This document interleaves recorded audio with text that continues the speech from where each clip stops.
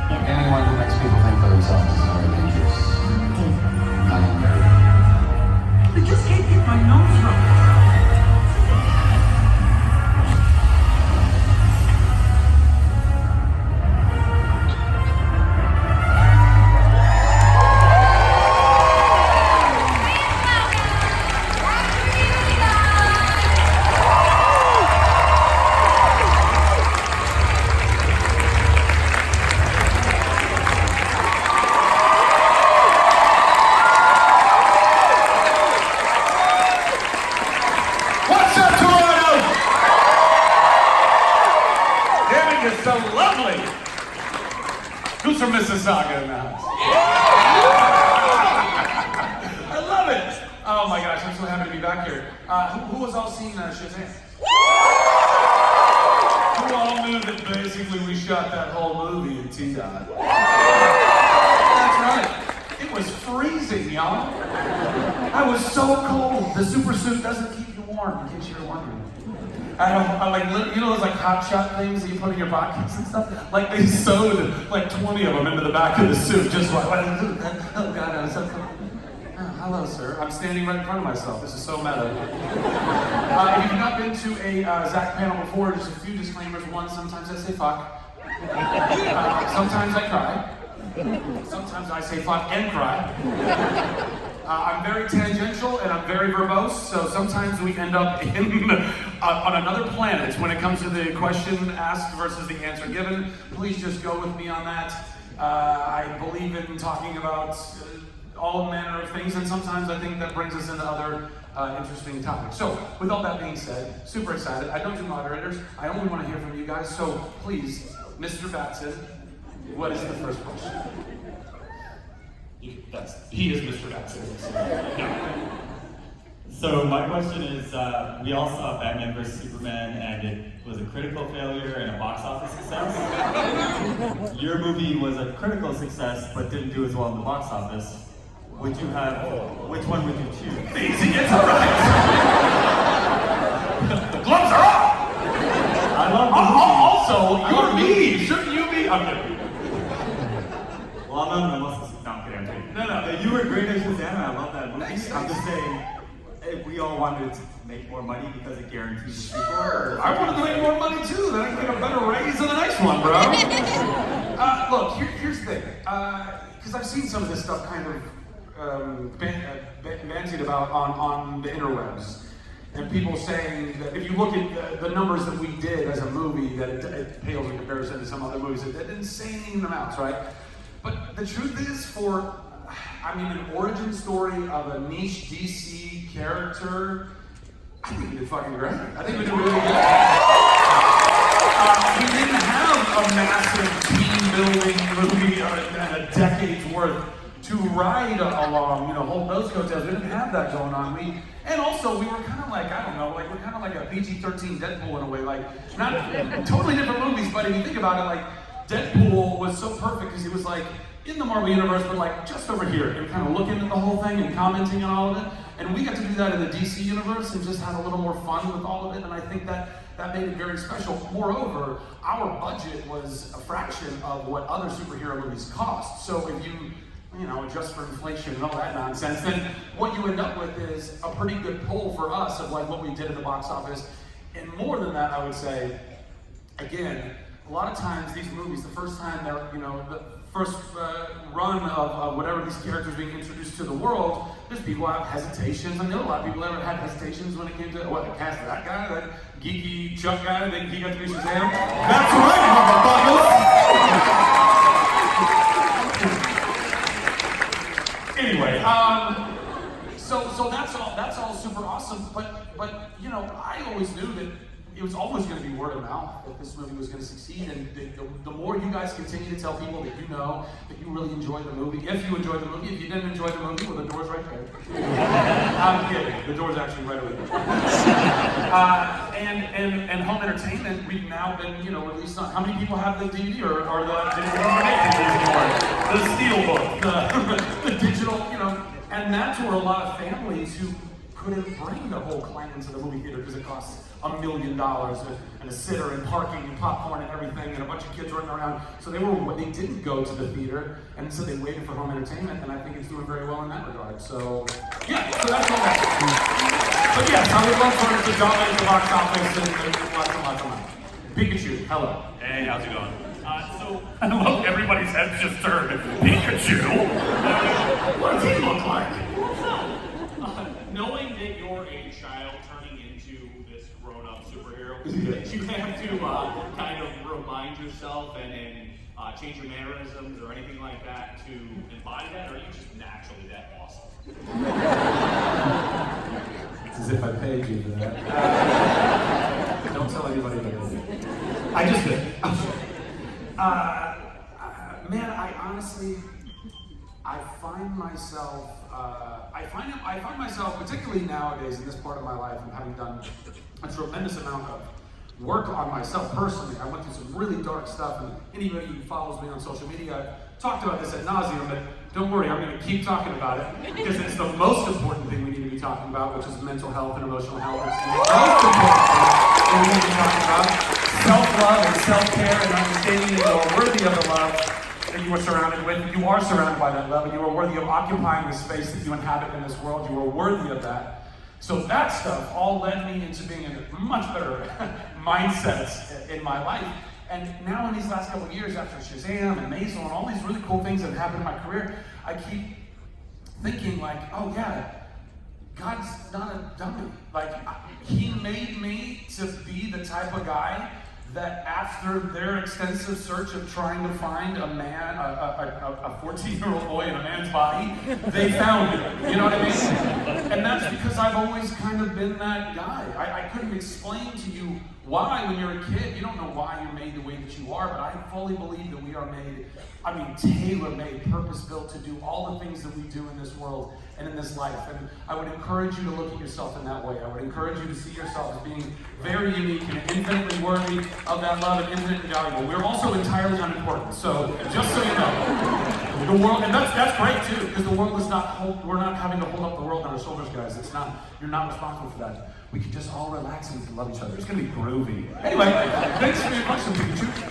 I see the light, and it's like the sky is blue, and it's warm and really bright, and the world is around shifted.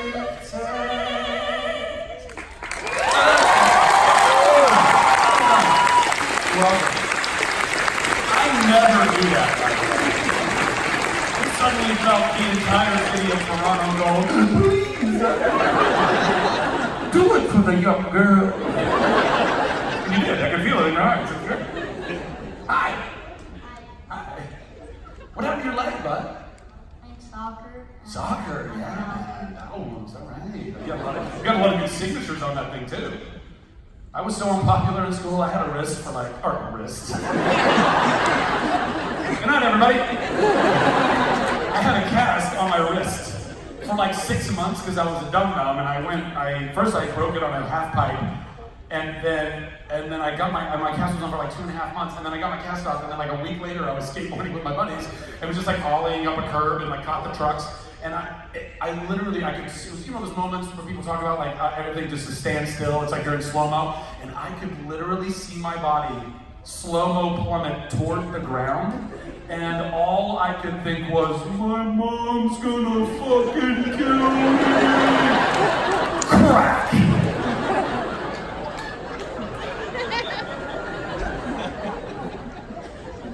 Anyway, I didn't have that many signatures on my cast. You're doing pretty good, bud. What's your question?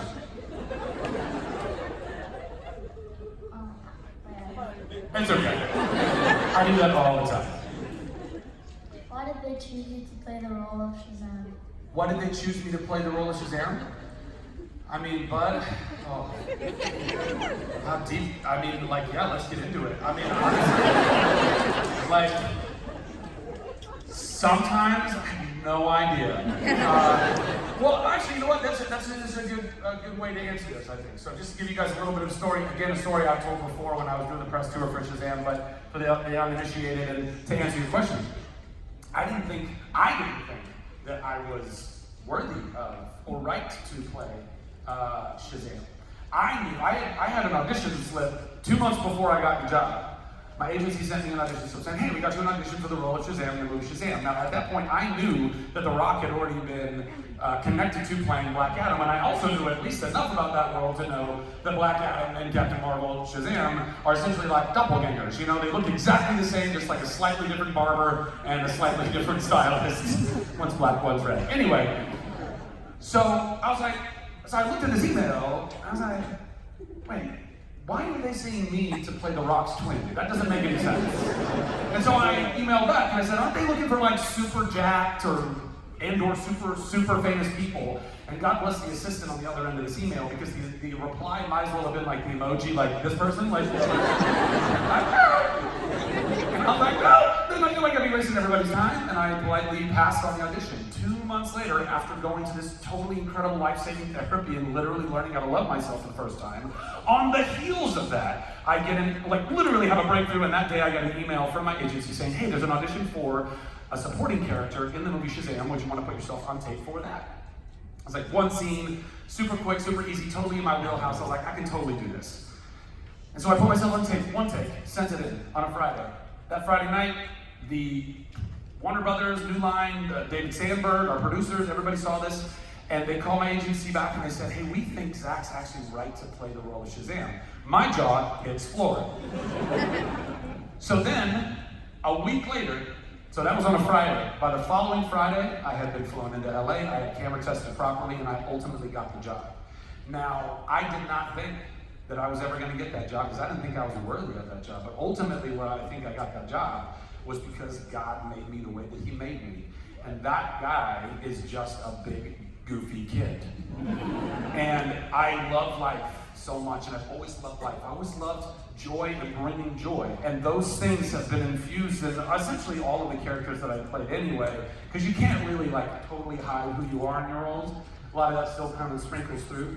But they were looking for the guy who they could believe also had that heart of the 14-year-old who was trying to figure out his way in the world. And I'm so grateful that they trusted me with the role, because it's been one of the most life-changing and important things I've ever been a part of. So thank you all so much for going to see me. Thank you for your love and questions.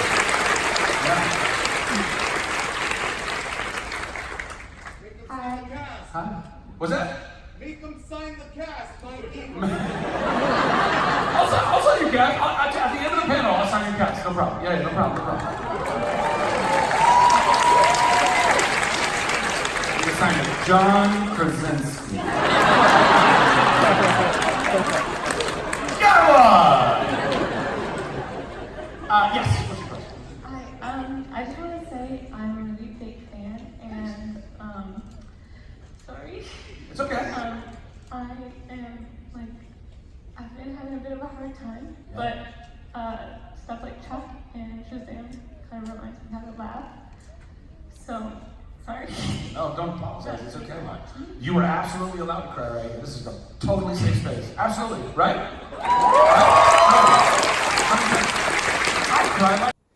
Alright, so I'm back from Fan Expo. Day 1 is in the books.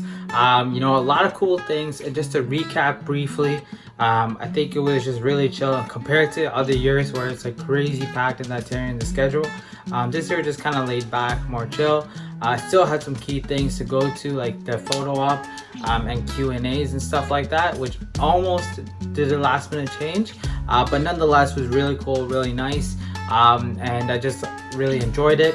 I think the highlight has to be Zachary Levi's Q&A. If you ever have the chance, definitely go to him.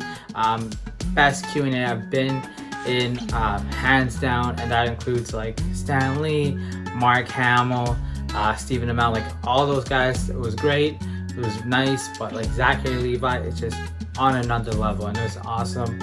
Say by the Bell Q&A was interesting, I would say, but yeah, like overall just really cool things. And it's crazy because yes, like this Fan Expo bag, it is $5. Something that usually comes in the premium pack, as you saw in the last video, but you know, I did want to get this because the 25th anniversary just had to do that. But honestly, man, there's just so much cool things and a lot of free stuff this year. So like I just wanted to show you guys like the amount of free stuff that I got. Like this bag is full and heavy as hell just because of how many free stuff there are. So I just wanted to show you guys what really is there. So yeah, like starting off, this real cool thing, if you watch Stranger Things, you might know this little guy. It's Dart, you know, Dustin's bestie. You know, kind of get this cool things.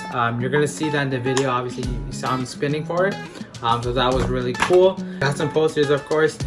You know, this one is the 3 upcoming DC shows that are coming out, I believe all on Showcase if I'm not mistaken, but yeah, they're all coming out, so they're promoting this. This one is Jurassic Park. Universal was there. They had some classic as well. This was another cool thing. I'm not really too sure what it was, but it was with the Dart. It was just part of the spin. An artist alley. This was really cool. This was a design I was actually working on, Kawaii board. But yeah, so like this artist, he was just like, dude, just take it. He saw me come back to his booth just looking at it. He said, no, just take it, you don't have to pay. I wanted to promote my business and I also want to make you happy. So he gave it to me. Shout out to him, he was really cool. I'll leave his name. I think it was Gorilla Printing, right? He was really cool on that. I took his business card as well. But yeah, there was a lot of cool things. You see here, there's like a lot of cool DC stuff from before. They always give like a little free comic thing, so that's really cool. They also had like the Green Lantern rings, as you can see over here. That was also really dope. In the big spin, right, you have these little things, right, the scratchers, and I'll actually get back into that as well. Outside, when you're waiting, these really cool Avengers pins. Not too sure if you can see all that properly, but it was like outside getting into Fan Expo, they had that. Yeah, another cool freebie from the big spin, right? And like there was just a lot of dope shit. The one thing that I did buy, right, and this is just insane, man, like I was actually eyeing this for a long time, and it was actually cheaper than it was online too. And this is just unreal. Like I was eyeing this and I had to cop it. As you can see here, the certificate of authenticity from Marvel, so it is officially licensed. And these are really heavy. If you know Black Panther, you know what I'm talking about. Man, these beads are just insane. You know, Shuri made this for T'Challa, but yeah, like it is just unreal. And you can kind of see that little glow as well. Man, this is unreal. Was something that I was eyeing on, and the fact that I actually saw it at Fan Expo, along with a lot of cool other things. You know, this is one of the things I always promote, right? When you're going to Fan Expo, go on the look, scout around, walk around, see which vendor offers the best price for the best quality. But sometimes it's just the rare things that you're gonna look and you're gonna find, and that was definitely one of them. So that was the one thing that I actually did buy. But yeah, like I said, Fan Expo 25th anniversary.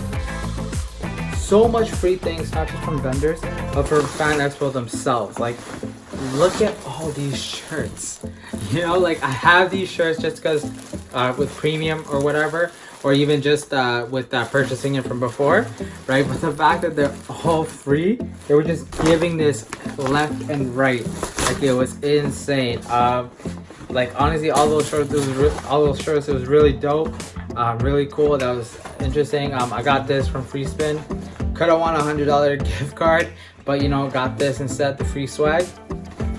Nonetheless, even if you don't win the big prize, you really have a good time enjoying these activations. Like I said before, Universal, they had this little tote bag that they were giving away, and of course, you know, a bag inside a bag, bagception. EB Games, they're always known for this. You just got to give them a high five, and you got this plus some other cool stuff. And it's so key when you're browsing around their shop, their pop-up shop, which is always filled with goodies for everyone. and anyone. So there's also a lot of good deals, and you don't have to wait till Sunday for that. So you know, that's just the cool things. And of course, you know, a lot of things I want to just show you too is just, it's not just vendors, it's just not artists, freelancers, whatever it may be. There's also education being promoted here.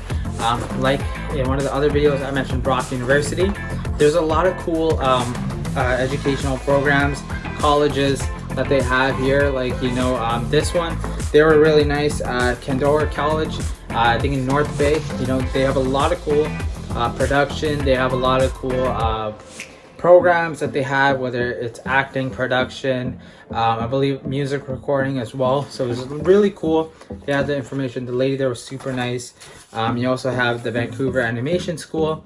You're gonna see a lot of these things, right? And then also, you know, just gonna pick up some business cards along the way. But nonetheless, really cool stuff. Really dope to see at Fan Expo. It's just not the purchasing with the clothes, the gear, the accessories, the costumes, whatever it may be. There's also a lot of cool activations and educational programs that are being supported. Sometimes I even see Win Mobile a couple times. You never know who's gonna pop up, but like I said, with Fan Expo, it's bringing everyone together and it's trying to enjoy the experience after the convention as well. So that was, you know, this day one. You know what I mean? Only one day, and that was a Saturday. It was crazy, it was busy. Not as, I would say, crazy as before, but nonetheless, really good crowd, really good turnout, really good maneuvering in and out. But I'm just really excited for tomorrow. Day 2, Sunday, the final day. Let's see how it goes.